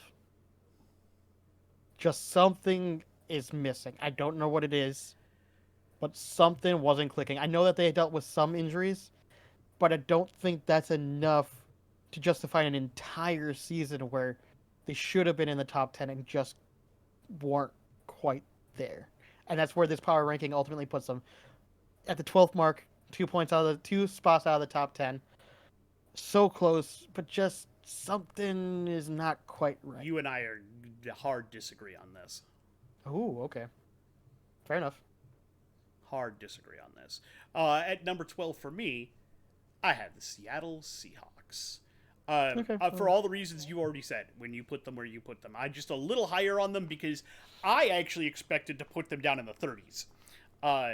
I thought they were just going to be terrible this year. Yeah. I thought they were going to tank it out and go for one of the top quarterbacks. Turns out Geno Smith was pretty good. He's still very serviceable, yeah. You got showed up a little bit at the end of the season. I thought when you lost Rashad Penny, I thought that was it for you guys. But then you guys got Walker. Like, I was like, what the crap is this? So I think you guys did very, very well. The question is, can you do it again? And do you re-sign Geno? And what do you do now? You've even got a top pick thanks to the trade with the Broncos that netted you a top. I think it's a top 5 pick. I think it is the 5th overall pick, in fact. And I think it's if it's not, it's like number 6 or 7. It's really high. And it's simply because they stunk and you guys did well. So you guys got a couple of really great picks because of that. Good job. Mm-hmm. Yeah, I mean, we're only 2 picks away from that because I had him at 14, you have him at 12. So, I mean, that's totally fair. We're getting in the same ballpark on that one. Sitting at 11 is a team that probably could have easily made top 10. Probably honestly could have made top 5 if they didn't have the injuries that they ended up sustaining, which is the Baltimore Ravens at 11. I think, simply, just to be completely honest, they have Lamar Jackson for that postseason. We're talking, they're in the 4th or 3rd kind of team, like easily. 100%. So the only reason they're sitting at 11 is just simply due to the fact that they just didn't have Lamar for the entire season. And maybe that's unfair, but at the same time, when you have so much riding on your star quarterback, it's hard not to be like, well, yeah, if he's missing, all of a sudden you're going to drop in the rankings. That's just how that works. At number 11, I'm going to have a team that you're probably going to have a conniption fit over me putting here.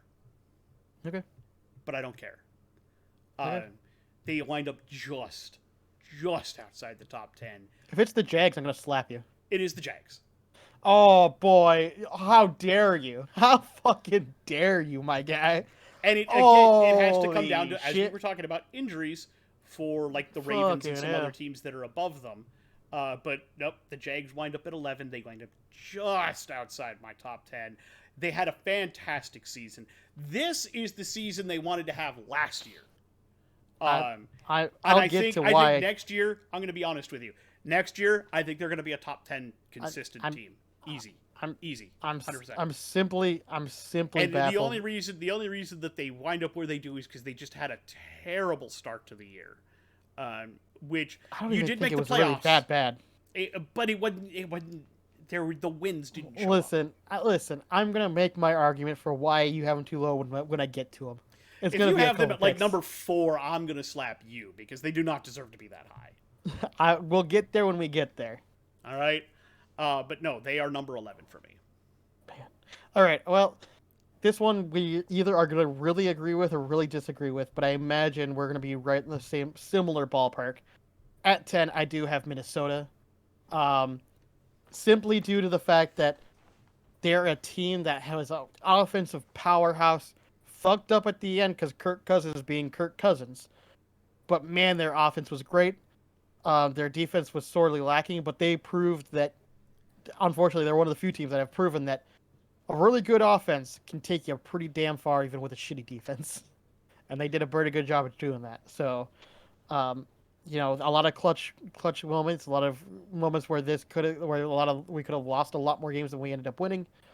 But ultimately, they still had enough gusto, or whatever you want to call it, confidence to continue playing in games where it looked like they were out of it and win games, which I think is an important mindset to have.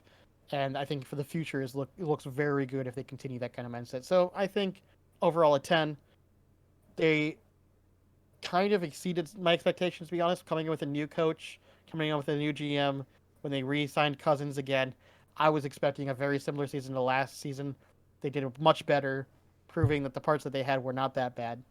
And so they're sitting at 10 because of that. Very close in agreement with you, but they are not my number 10 team. My number 10 team is a team you've already talked about. Okay. And it's going to be the New York City Giants. And let me make my case. About 5 picks, so not a big difference. I expected to put the Giants in the 20s. at the Yeah. beginning of the season. I expected they were going to suck. I To didn't be know honest, how for most Saquon, of the season, they were still there. but I didn't know how Saquon was going to look. They didn't really have much in the way of wide receivers. I wasn't sure how much I trusted the defense. Yeah. Danny Jones had never looked all that great to me. I expected they were going to be the bottom team in the NFC East. I'd expected that was going to be a two-horse race at the top between the Eagles and the Cowboys, and Mostly was. I expected the Giants to be middling, or not the Giants, the Commanders to be middling, and I expected the Giants just to be the doormat that everybody wiped their feet on. Yeah. They made the playoffs. did. I mean, that's way better than what I thought they were going to do. I still don't 100% believe in Jones, but he's had some good games. The Eagles are just the Eagles, and they stomped the crap out of them. I don't ding you too hard for that. They're a fantastic team. We'll get to the Eagles when we get there, but the Giants to me are number 10. That's fair. I disagree that they are that high up, but at the same time, I can understand the reasoning. I just think some of the other teams that I have make more sense in that area, but it is what it is. Just a slight difference. Agree. Number 9 is a team that you've already talked about, and I thought you slightly disrespected them, to be completely honest. This is a team that I think should have made the playoffs, easily could have if a couple of factors went their way better. And I think they would have looked way better than the Giants in the playoffs or the Seahawks. And that is the Detroit Lions. I have them at 9. Honestly, a team that I think easily should have made playoffs. They were very close. They did have a rough first half of the season. Yes, they looked really good towards the end.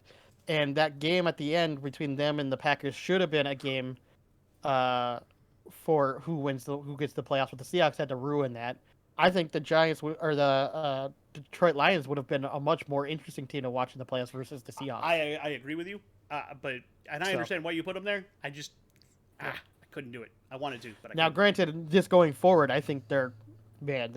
Oh yeah, they're gonna be. I think they're gonna be in my top 10 going forward. Yeah, they're gonna be really hard to get out of the top 10 next year unless they fuck up real bad, or if they get injuries or something. Yes. Speaking of which, the number 9 team for me, that's where the Vikings go. Fair enough. Okay. To me, I mean, you scraped your way into the playoffs with a great offense and no defense. Yeah. Winning a lot of one-score games and just barely squeaking by a lot of teams, and then you got beat at home in the playoffs in the first round. Now what do you do? Exactly. You're over the salary cap quite a bit. You got to make some tough choices. So that's why you're at 9. I think you had a great season, but I think it should have been better, and I think your window on a lot of these vets is starting to close. Yep. All right. So sitting at 8, this is a team that you've already mentioned that I think you sorely disrespected, and I think it's only because we must have differing opinions on how we view this team. At 8, I had the Miami Dolphins, and now I'm going to explain why I have them at the position that they do.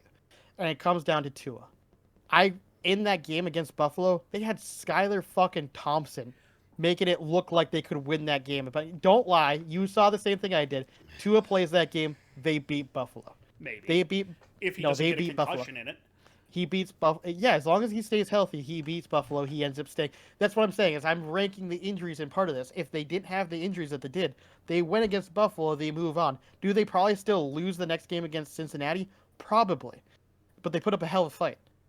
I think this is a team that not only made playoffs, they squeaked in with an injured Tua, mind you, other injuries in their defense and on their O-line, still managed to make playoffs and still almost beat Buffalo with a third-string QB.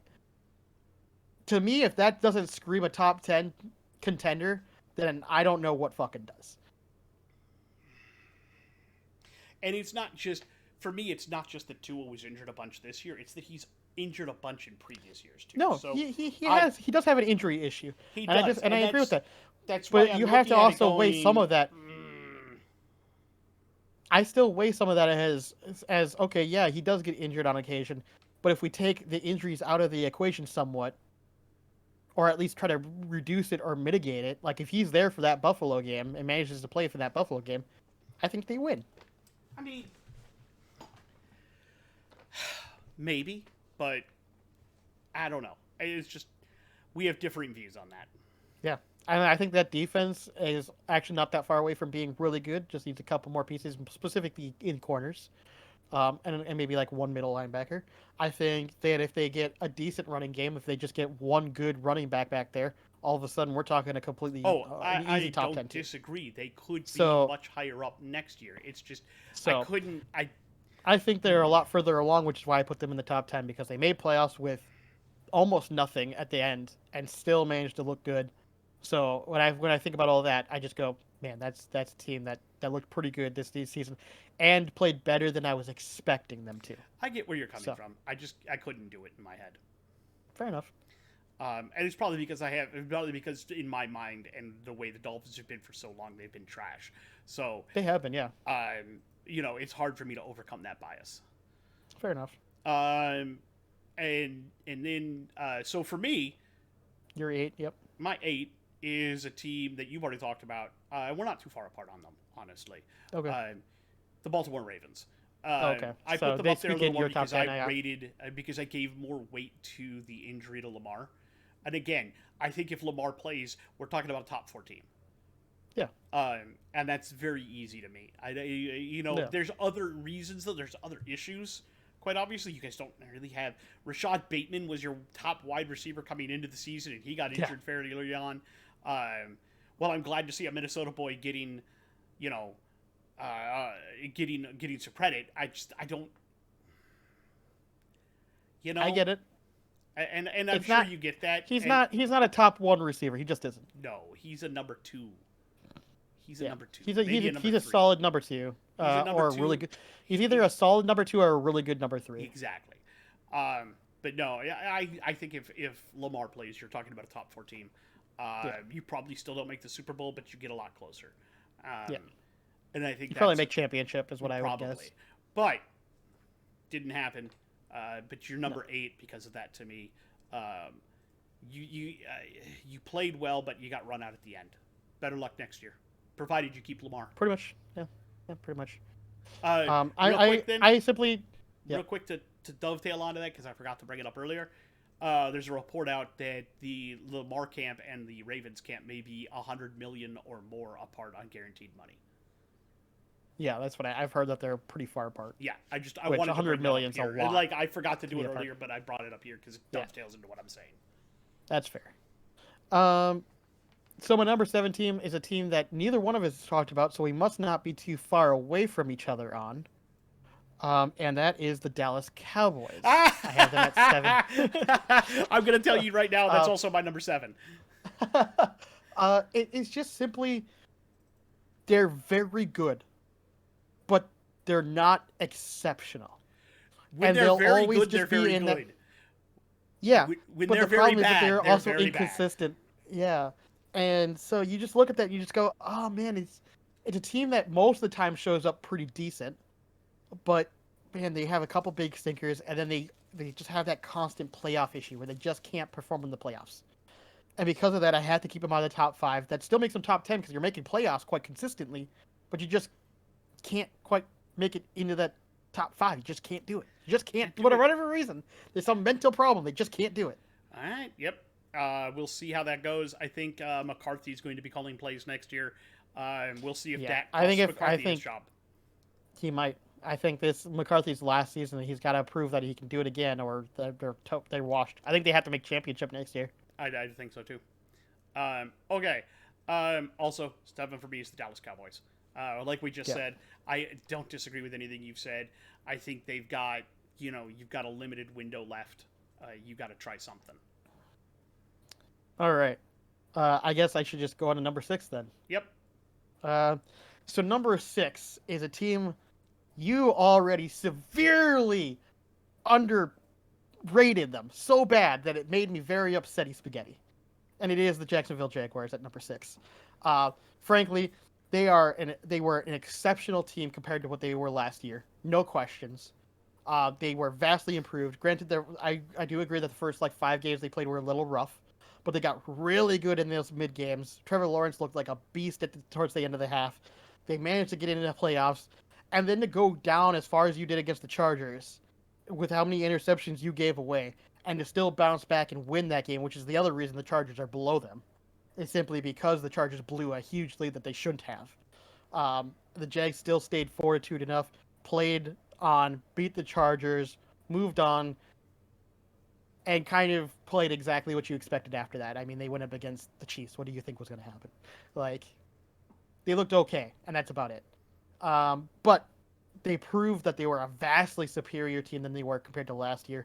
I came in expecting them to be kind of a mid-tier team, to be honest with you. Like, I knew that they had potential to be good, but I didn't think it was going to happen this year. And the fact that they were not only proved that they had really high potential, they proved that next year they're going to be consistently top 10. No questions. You know what's funny? Hmm. I think we flipped our 6s and 11s again.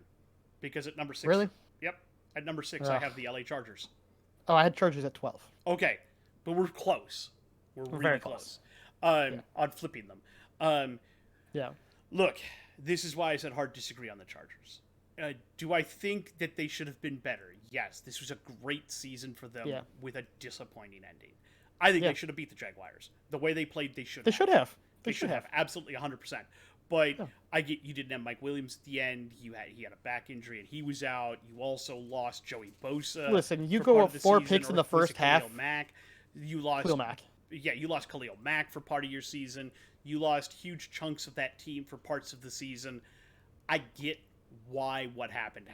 And I think if they had been 100, if you go up against, I think if the Jaguars run into that team at 100%, I don't think they're beating them. The problem is, I don't think they ever would, because Khalil Mack was out before pretty much the season even fucking started.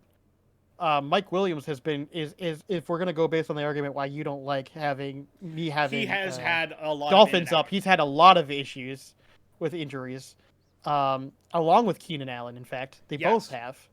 Yes. And then they had some issues with their running backs, which to be fair in that respect hasn't been as big of an issue as compared to the others. It's not.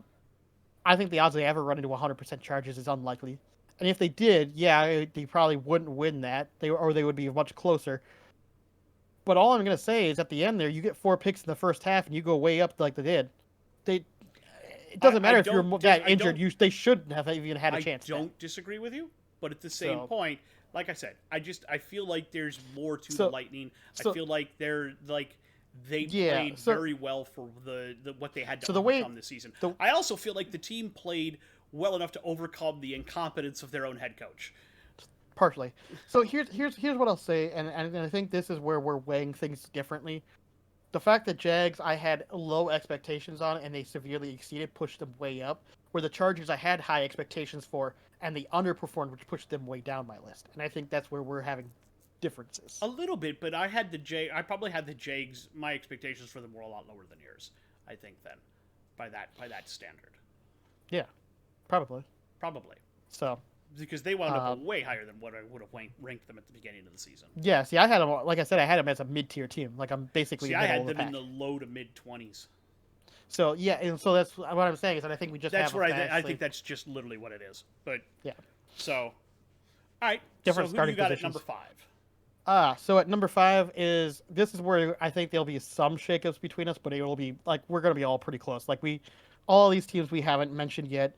So we know that our top 5 is all the same. It's just gonna be who's in what position. So, which is kind of expected. We expected this. Yes. Going in. In fact, our power rankings are actually have stayed fairly close, with only a couple that have been way out different. Yeah. But I'd say mostly have been pretty consistent or pretty close to each other. Pretty close. So number 5, I do have the Buffalo Bills. I have them at 5 because they're a team. Listen, when you come in with the expectation that you're going to win the Super Bowl, or it's your time to win the Super Bowl, and you don't even make it to the championship game, it's hard not.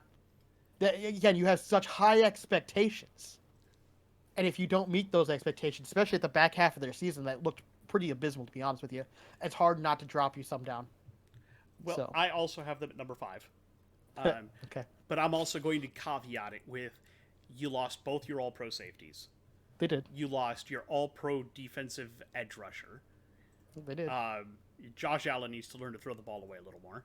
And also, you don't have a running game. You still don't have a pretty running much, game. Yeah. But it was... No, they have a running game. It's called Josh Allen. Your quarterback should... Unless you're the Baltimore Ravens who are planning for that, you should not have your quarterback be your top rusher. Uh, The point that I'm trying to get is you guys should have been better. I agree. But that's why you're number 5. You Mm-hmm. It's disappointing ending. Josh Allen needs to learn to throw the ball away instead of trying to extend it and throw it across his body. Yeah. If he once he cuts down on his interceptions, I think they'll be a lot Yeah, if he better. cuts down on some of that and some of those questionable throws, they get back some of their injured parts that they had, I think that they'll be back up into that easy contender spot. I Not agree. that 5 isn't a contender spot, because it definitely is. No, but they're a contender. I don't know if they're championship material currently. yeah, this season with everything they dealt with, they just were kind of fell out Exactly. of that. Exactly. And even though they were still talked about it, even up until the very end, like, I'm sorry, the expectations you just didn't meet. And No, it's kind of like, and even if you would have made the Super Bowl, I probably would have had you higher, maybe even the number 1, number 2. But because you just couldn't quite make it there, your back half of your season looked a little rough. Yeah. It's just hard, It is hard. All right, who's your number and 4? So this is where we're going to start getting into nitpicky territory, right? Obviously, Yes. as we get closer, higher up, we've been noticing that already. Um, I think my 4 spot, I don't know. We'll see. I imagine a lot of people are going to be upset with my number 4 spot, but my number 4 spot is Kansas City at 4. Um, and it just comes down to they just don't feel like they're playing like the same Kansas City that they've played like in the past.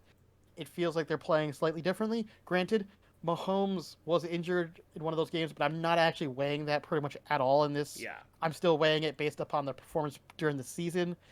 And it just feels like some of that magic touch is just not quite there. That there's just like a slight, like, Kelsey's still amazing. Mahomes is still amazing. They're still very, very good players, but I don't know if it's their defense or if it's their offensive line, but something there is not quite the same as it was before. And it feels a little exploitable. Yeah. I totally understand where you're coming from. They are not my number 14. My number 14 Okay. is San Francisco.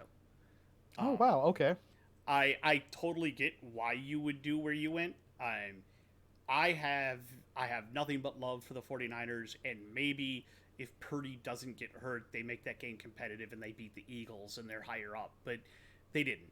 And you still had a fantastic season considering you lost the guy you thought was going to be your first string quarterback in the first game. You went with the guy that you almost got rid of, and then you lost him, and you wound up with a third stringer. It was ridiculous. And then he wound up, Mr. Irrelevant, wound up being Mr. Relevant. Yeah, exactly. So, fantastic season, guys. You have a bright future, and you will be back again next year. I have no doubts. No questions. No questions. Yeah. But that they are number 4, and it's, again, nitpicky, stupid territory. Yep. I mean, I disagree with you partially, but again, we're not that far away from each other, so it's not surprising. So, number 3, I think we must have the same team then, which is the Cincinnati Bengals. No, we do not. Where the fuck did you put the Bengals at 2? Really? Yep. That's interesting. Fair enough. I had the Bengals at 3. Listen, they're a fantastic team. They clearly have shown that 2 years in a row now that they have made deep playoff rounds after starting a little rough, which just seems to be their MO now, which is they start a little rough and then they get really fucking good. And honestly, if maybe they deal with a little less injuries of Jamar Chase early on, maybe they have a quicker, faster start to the season. I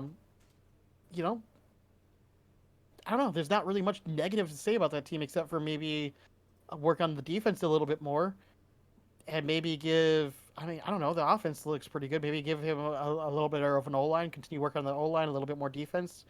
You got a very solid team that's easily, number 3, we're talking contender for making the Super Bowl, and they certainly proved that against the Kansas City Chiefs, for sure. My number 3 is the Kansas City Chiefs. Okay. They had a very, very good season. And like I said, in the little blurb I wrote, it says, let's be honest, you all know that last game was crap. You cut out at the last half there for me. Sorry. You had a very good, very, very good season. But like I wrote in my blurb, let's be honest, you all know that last game getting into the Super Bowl was garbage. That was crap. Despite conspiracy theories and everything else. Yeah. Point being, they had a very good season. I give a lot of credit to to Mahomes for playing on that ankle and getting him into that position and everything else, but I feel like the refs gave them that game. And that's just me. But Yeah, you know it's what, hard though? not to look at what happened They and played go, really hard, and they played really good all season. So, you played really well. Good job, guys. You'll be back again. Right. So at my number 2 then, since I already know what yours is, my number 2 is actually the 49ers.